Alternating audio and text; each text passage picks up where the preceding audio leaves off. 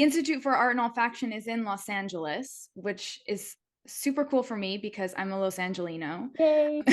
So why did you start the Institute in Los Angeles? And how does the Institute serve Los Angeles? How is it shaped by Los Angeles? So yeah, why Los Angeles is my question. Yeah, and there's a couple answers. The first is very pragmatic. I live here, and I'm an adult, so I couldn't, so I was first interested in sort of learning about the practice of fragrance, and I quickly found that really, at the time, really the only place to learn was to sort of try to get into the Haas Institute for Perfumery or whatever.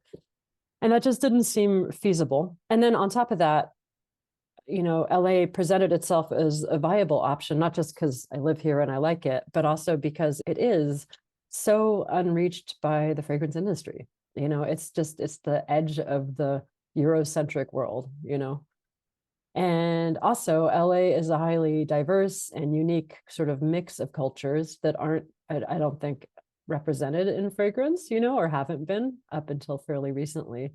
So it just felt obvious, It's a very populist has the wrong implications, but it's a messy city. It's a tangle, and I like that aspect of the sort of chaos of LA and the chaos of the cultures intermingling. Felt like it was a place where unique things could come out for fragrance that wouldn't be like we're going to launch yet another luxury brand, And I was right. I think LA really did bring that, not to the detriment of other cities, but LA really has a unique sort of openness also to things that I didn't encounter, for instance, when I lived in London or Paris, where things are very like, that's not for you. So I like that about LA. Yeah, there's kind of a place for everyone, I think. Yeah, and it's not like, not to idealize the city, it's a mess, There's a place for us in this mess here, because it's a mess. No one's there to say, sorry, you can't do that. I mean, there are, but generally speaking, like you don't feel that sort of pushback all the time. When I lived in London, I mean, I moved to LA from London and I was like a bartender, and I was an artist and I was trying to get into, I wasn't a great artist in fairness, but I kept trying to sort of participate in culture. And I kept feeling I didn't have the right accent. I just wasn't the right person for that space. And I remember I actually came back to LA just for a little break to visit my dad.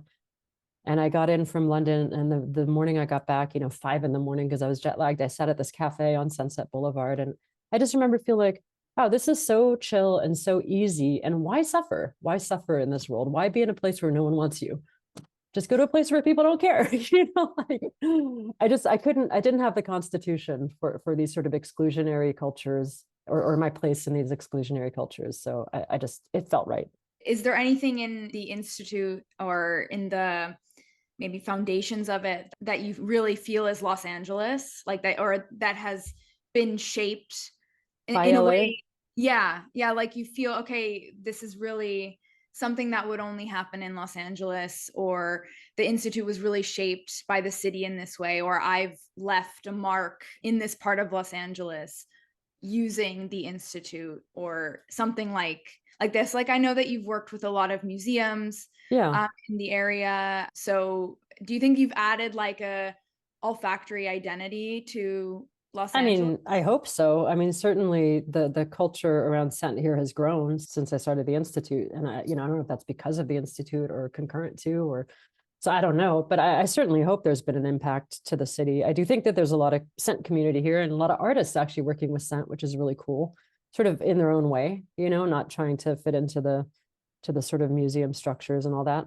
But I mean, in terms of what is uniquely LA about the Institute, I think the sort of messiness of LA translates to the Institute. The fact that it's, I've resisted corporatizing it as much as I have been able to for these last 12 years, and I've sort of resisted hierarchy structures, and I've resisted sort of kowtowing to the industry. I mean, I obviously have friends within the industry and I respect them exceedingly, but writ large, the industry hasn't done us any favors as far as I'm concerned. So I've been sort of proudly or fiercely independent often, with some exceptions, we do have to survive. But so I think that's pretty LA. And I think that that's something that I couldn't have done in other cities, because I think the pressure would have been too high to fit in, or to go to these events, these industry events and whatnot. And for good and for bad, because the flip side of that is you start to sometimes one might say that you end up sort of isolating yourself into this little unique space that, has no relevance on the larger world. I mean, that's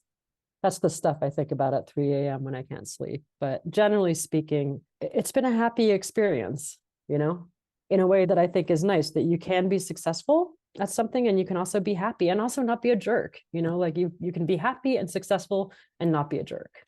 And that's something I think the Institute has done. And I think that's something that fits in well in LA. Yeah, and I think that you've well balanced these challenges or these concepts. I think you've well balanced it because the Institute is very well known. So to make sure that we have the international connection, we've done programs that are intentionally international, and I've intentionally visited and come over, done things there. And that's important to me personally because I was raised internationally. But